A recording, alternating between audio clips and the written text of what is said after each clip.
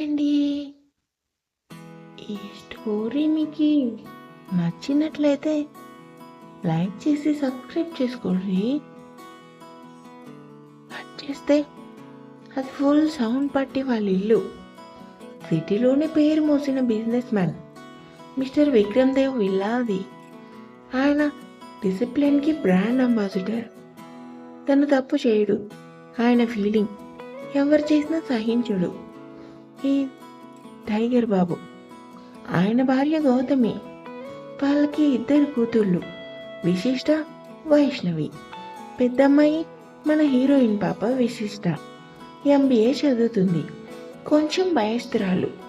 తండ్రి స్ట్రిక్ట్ కావడంతో తల్లి చాటు పిల్లగా పెరిగింది. కానీ మాయ యమ తెలివైనది. ఇంకా మన విసి పాప బ్యూటీ నెంబర్ 1. దేవుడు తనను సృష్టించే అప్పుడు చాలా శ్రద్ధ వహించుంటాడు. ఇంకో రెండో అమ్మాయి Vaishnavi, daring and dashing tomboy. అప్పుడప్పుడు వాళ్ళ నాన్నకు కొంచెం ఎదురెళ్తుంది. ఇంకా ఇంట్లో విక్రమ్ వాళ్ళ అమ్మ నాన్న కూడా ఉంటారు. విక్రమ్ బయటికి వెళ్ళగానే అందరూ కలిసి పిచ్చి గోల చేస్తారు. డాన్స్లు, ఆటపాటలు, అబ్బో ఇల్లు పీకి పందిరేస్తారు. ఇంతకీ వీళ్ళు చేసే ఎంజాయ్ పని వాళ్ళు ఉంటే విక్రమ్కి ఏదో రోజు ఊదేస్తారని, మా పని మేమే చేసుకుంటామని కాన్సెప్ట్తో ఆయన చెవిలో పూలు పెట్టి ఈ గురు అన్ని వాళ్ళే చేసుకుంటారు. అబ్బో మా అల్లరి బ్యాచ్ అయితే. మళ్ళీ విక్రమ్ వచ్చేసరికి పిన్ డ్రాప్ సైలెంట్. బయట వాచ్మెన్ అలా సెట్ చేశారు. మరి పదండి మన విసి దగ్గరికి వెళ్దాం. కాలేజ్ నుండి అప్పుడే లోపలికి వచ్చింది. అమ్మా అంటూ వస్తూనే తనను చుట్టేసుకుంది సంతోషంగా. గౌతమి, ఏంటి నా విసి బంగారం ఇంత హ్యాపీగా ఉంది? విసి మా కాలేజ్లో టూర్ ప్రోగ్రామ్ వేశారు. గౌతమి, ఓహో విసి నేను కూడా వెళ్తాను మా అన్నది గారాభంగా అంటుంది. గౌతమి, మీ నాన్న ఒప్పుకోరు కాబట్టి నువ్వు మీ కాలేజీలో చెప్పేసేరానని. విసి అంతేనా? అక్కడికి అని కూడా అడగవా కనీసం? గౌతమి, నేను అడిగినంత మాత్రాన మీ డాడీ పంపుతాడా ఏంటి? విసి ప్లీజ్ మా నాన్నని ఎలాగైనా ఒప్పించవా అని బ్రతిమలాడింది. గౌతమి, అమ్మో నా వల్ల కాదమ్మా అనగానే విశిష్ట అలిగి అక్కడే ఉన్న సోఫాలో కూర్చుంది. అడిగినప్పుడు చూడాలి విశిష్ట మొహం.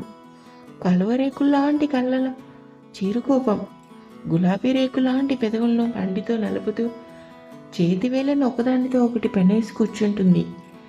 చూడగానే ముద్దొస్తుంది. అప్పుడే కిందికి వచ్చిన వాళ్ళ బామ్మ, తాతయ్య చెరో పక్కన కూర్చున్నారు. బామ్మ, ఏంటో మా విసి అలిగింది. కారణం బలమైనదే అయి ఉంటుందనగానే, తాతగారు చెప్పు బంగారం, ఏంటి సంగతి అని అడిగారు. విసి బొంగమూతి పెట్టింది. గౌతమి వాళ్ళ ముగ్గురికి టీ ఇస్తూ విషయం చెప్పింది. ఆయన, అబ్బో ఇదైతే కుదరని పని, మా గన్నాయి వినడు అనగానే, విశిష్ట తాత, నాకు డౌట్. అమ్మ నేను చెల్లి భయపడ్డామంటే అర్థం ఉంది. నువ్వు బామ్మ కూడా మా నాన్నకి ఎందుకు భయపడతారు? మీరా పేరెంట్స్ లేక ఆయన అని అడిగింది కళ్ళు తిప్పుతూ. ఆయన కనిపించే వరకు బాగానే ఉన్నాడు. చదువుకునే సమయంలోనే అలా తయారయ్యాడు అన్నాడు. వాళ్ళ బామ్మ, అవునే, మీ అత్తను కూడా ఇలాగే ఎక్కడికి వెళ్ళనిచ్చేవాడు కాదు. విశిష్ట, అబ్బా అత్త ఎన్నోసార్లు చెప్పింది కానీ విషయానికి రండి. మీ ముగ్గురులో ఎవరు అడుగుతారు అన్నది. గౌతమి, పిల్లి మెడలో గంట ఎవరు కడతారు అని ఎలుకల సభలో అనుకున్నట్లు మీ నాన్నని అడిగే ధైర్యం లేదమ్మా మాకు అనగానే, అప్పుడు టామ్ అండ్ జెర్రీ లాగా గంట ఇచ్చి కొట్టుకోమంటే సరే అనిపించింది. నలుగురు చూసేసరికి వైష్ణవి తను వచ్చి విసి ఒళ్ళో కూర్చొని మై స్వీట్ చెస్ మేహున్నా అంది. విసి మా వైష్ణం చూసి నేర్చుకోవాలంటూ బుగ్గ మీద ముద్దు పెట్టింది. గౌతమి, అమ్మ వైషు, హామీ ఈజీగా ఇచ్చేస్తున్నావు, అవతల మీ నాన్న అనగానే, వైషు, అమ్మా నాకు వదిలే, మా అక్క కోసం ఏదైనా చేస్తా అంది. విశిష్ట, పద వైషు, నీకు హార్లిక్స్ ఇస్తా అంటూ తీసుకెళ్ళింది. గౌతమి, ఆయన అత్త విసి అన్నట్లు ఆయనకి మీరు భయపడి, నేను పిల్లలు భయపడి ఇంకెవరు ధైర్యంగా ఎదురొస్తారు? తాతగారు ఏమో చూడాలి. దేనికైనా టైం రావాలి. అప్పుడు చూడాలి నేను బామ్మ. అయ్యో మీరేనా? నేను కూడా చూడండి. లేకపోతే వీడు ఓవర్ యాక్షన్. ఒక వయసు వచ్చాక మీరు ఇలాగే ఉండాలని మనకి రెస్ట్రిక్షన్ గౌతమి మరే.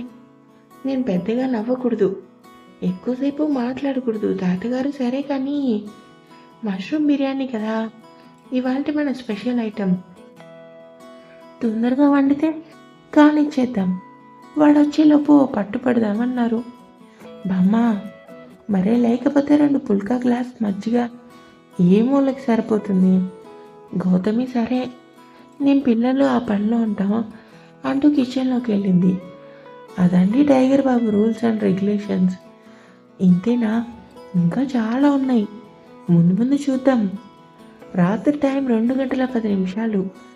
హైదరాబాద్ విజయవాడ హైవేకి కొంచెం దూరంగా ఉన్న ఒక ఏరియా. స్ట్రీట్ లైట్స్ ఆగి ఆగి వెలుగుతుంది. బైక్ మీద దిగాడు ఒక చిన్న బ్యాగ్తో. అతని వెనక్కి కారులో నుంచి ఓ 6 డజన్ రౌడీ బాబులు దిగారు. బైక్ వాళ్ళ వాచ్ చూసుకుంటూ విసుగ్గా ఏంటి వీడు ఇంకా రాలేదు అన్నాడు. ఒక పావుగంట తర్వాత దూరం నుంచి ఏదో వెహికల్ రావడం కనపడింది. బైక్ వాళ్ళ మీరంతా దూరంగా వెళ్ళండి, నేను చెప్పినప్పుడు రండి అనగానే వాళ్ళు వెళ్ళి చీకట్లో దూరారు. పోర్షే 911 కార్ వచ్చి ఆగింది. కారులో నుండి ఒక వ్యక్తి దిగాడు. బైక్ వల్ల అతని ఎదురుగా వచ్చి మాల్ రెడీ, క్యాష్ ఎక్కడా అన్నాడు. అతను ఏం మాట్లాడలేదు.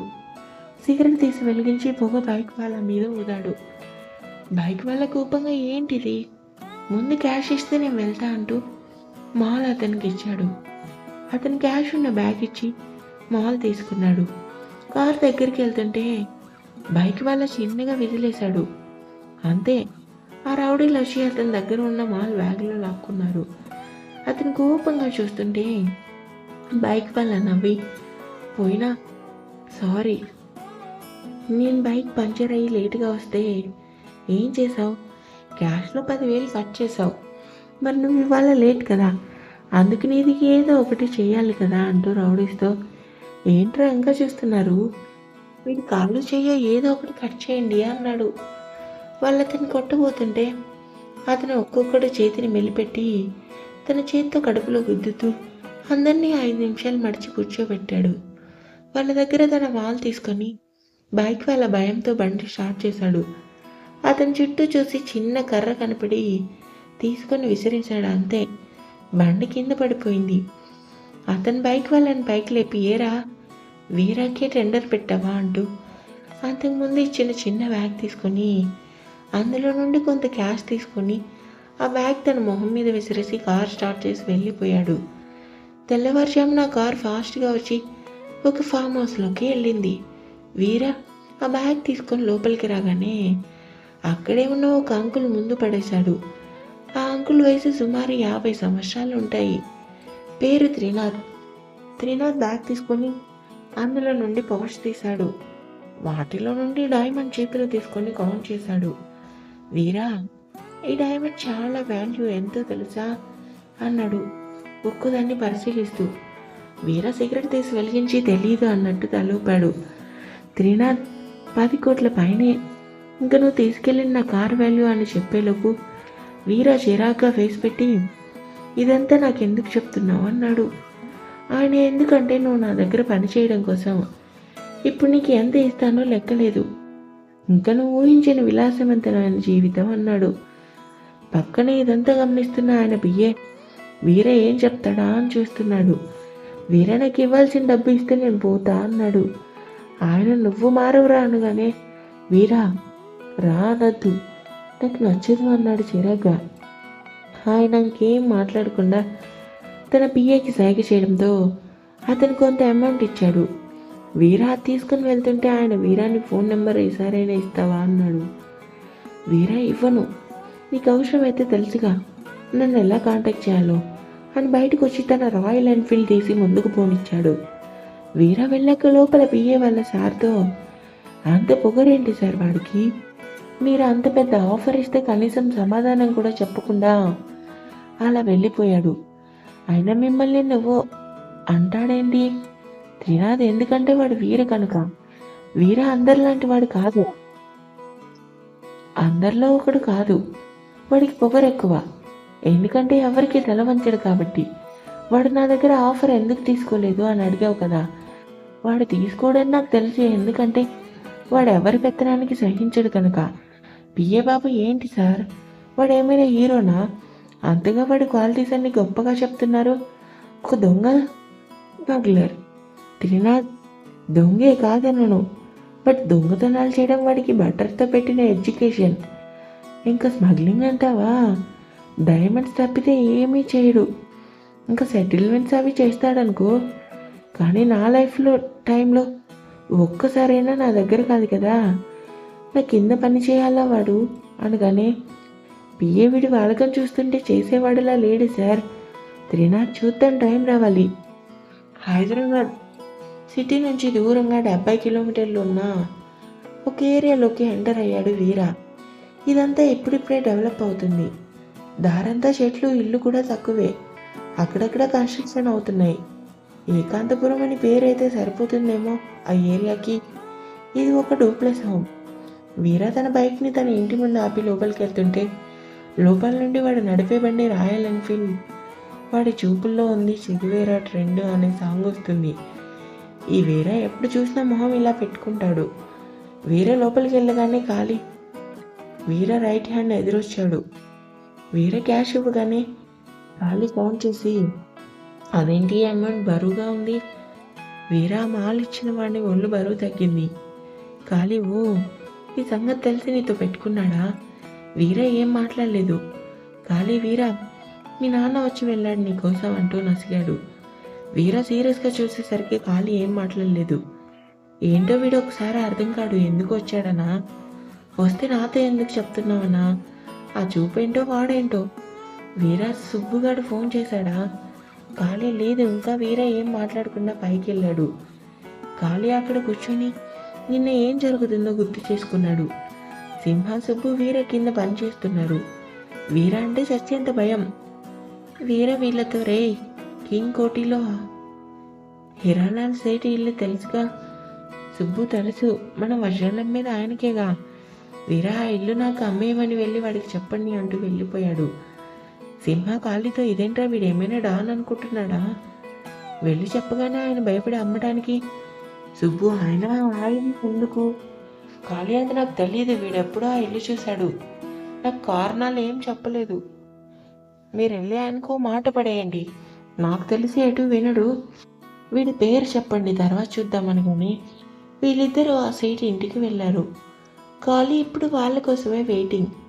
అప్పుడే ఇద్దరు గేట్ తీసుకొని లోపలికి వచ్చారు. ఖాళీ, ఏంట్రా వెళ్ళిన పని ఏమైంది? అంతా ఓకే కదా?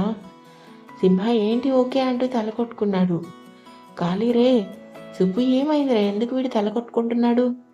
సుబ్బు, అసలు ముందు చెప్పు, వీర ఏ మూడ్లో ఉన్నాడు అనగానే, సింహ, బాలే అడిగానే, వాడు ఎప్పుడు చిరాగ్గానో విసుగ్గానో లేకపోతే కోపంగానో ఉంటాడు. కాబట్టి ఏ మూడ్లో ఉన్నా మనం మాడు పగలు కొడతాడు పద అనగానే, ఖాళీ, ఏమైంది, ఆ సైట్ ఏమన్నాడు అని అడిగాడు. సుబ్బు చెప్పడం స్టార్ట్ చేశాడు. అదో పెద్ద ప్యాలెస్, చూడటానికి వాళ్ళ 6 కళ్ళు సరిపోయేలా సుబ్బికి కళ్ళు చూడు. సింహ, అందుకే వీరా ఈ ఇంటి మీద కన్నేశాడు. వీళ్ళు లోపలికి వెళ్ళి సీటికి వీర చెప్పిన విషయం చెప్పారు. ఆయన నవ్వుతూ, వాడు ఏమైనా దిగి వచ్చాడా లేకపోతే ఏమైనా విఐపీనా? ఆఫ్టర్ ఆల్ రౌడీ వెదవా, వాడు చెప్పడం మీరు రావటం, వెళ్ళండి ముందు ఇక్కడి నుండి అని అరిచాడు. సుబ్బు, మీకు ఇంకా వీర సంగతి పూర్తిగా తెలీదు. తను ఒకసారి ఏదైనా కావాలనుకుంటే దక్కే వరకు వదిలిపెట్టాడు. సీటు, అంతముందా వాడికి దమ్ముంటే రమ్మనండి చూద్దాం.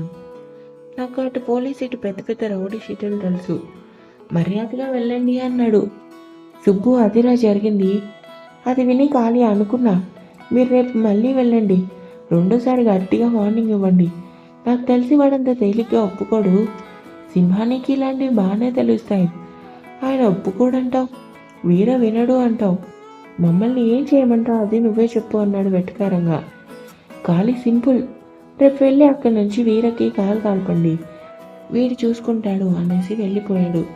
సుబ్బు ముందు చూస్తే నొయ్యి, వెనక చూస్తే గొయ్యి అన్నట్లు ఉంది. సింహ అప్పుడు సైడ్ నుండి వెళ్ళిపోయేసరికి సుబ్బు అర్థం కాలా అని నా అర్థం పర్థం లేని నా మాటలు.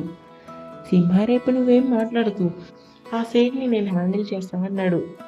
నెక్స్ట్ డే అలా వెళ్ళి ఇలా వచ్చారు ఇద్దరు. గాలి ఏంట్రా ఏమైంది? సుబ్బు నవ్వాపుకుంటూ సింహ భలే హ్యాండిల్ చేశాడా అన్నాడు. సింహ అంతా నవ్వెందుకు వస్తుందిరా నీకు? గాలి మీ వాలకం చూస్తుంటే నాకేదో కొడుతుంది పదండి. వీర దగ్గరికి అని తీసుకెళ్ళాడు. వీళ్ళు వెళ్ళేసరికి వీర సోఫాలో కూర్చొని టీపాయ్ మీద కాలు చెప్పుకొని టీవీలో ఏదో చూస్తున్నాడు. అది కూడా ఏదో కామెడీ మూవీ. నన్ను సీరియస్గా చూస్తున్నాడు. సింహ వాళ్ళతో రేయ్, నాకు తెలిసి కామెడీ మూవీని ఇంత సీరియస్గా చూసేది ప్రపంచంలో వీడు ఒక్కడేనేమో అన్నాడు. గాలి ఇష్యూ అంటూ వీరా అని పిలిచాడు. అన్నాడు టీవీ మీద నుంచి చూపు తిప్పుకోకుండా. సింహ సుబ్బు నీకేదో చెప్తారంటాను కానీ సీరియస్గా సుబ్బు అది మరి ఆ ఇల్లు వాళ్ళు సేల్ చేయరంట. వీర చూపు తిప్పలేదు, టీవీ వైపే చూస్తున్నాడు. సుబ్బు సింహాకి సాయికి చేశాడు. సింహాని పేరు చెప్తే నన్ను ఆ సైట్ కొంచెం భయపడలేదు. వీరవాడు భయపడ్డాడు గాలి అంటే. వీర పైకి లేచి వీళ్ళు నిన్న వెళ్ళి వచ్చాక ఆ సైట్ భయపడి ఆ రోని గాడికి ఫోన్ చేశాడు. గాలి రోనీకా అన్నాడు కంగారుగా. వీరా వీళ్ళిద్దరు ఆ ప్యాలెస్ దగ్గరికి వెళ్ళేసరికి ఆ రోని వాడి గ్యాంగ్ని చూసి తడిపేసుకొని వచ్చారు. ఏరా అంతేనా అని అడిగాడు కోపంగా. సింహ అంటే వీరా అది ఆ రోనికి పోయిన సారి మాతో గొడవ పడ్డాడు కదా, అందుకని ఆగాడు. వీరా అందుకని వాడు రోని అయితే నేను వీరా గారు ఇక్కడ ఒక్కసారి అనుకుంటే వెనక్కి తగ్గే ప్రసక్తే లేదని ఫాస్ట్గా కిందికి వెళ్ళాడు. ముగ్గురు తన వెనకే ఫాలో అయ్యారు. వీరా తన రాయల్ ఎన్ఫీల్డ్ స్టార్ట్ చేయగానే గాలి తన వెనకే ఎక్కాడు. సుబ్బు సింహ వాళ్ళ బైక్ మీద ఫాలో అయ్యారు. ఇంకా ఉంది.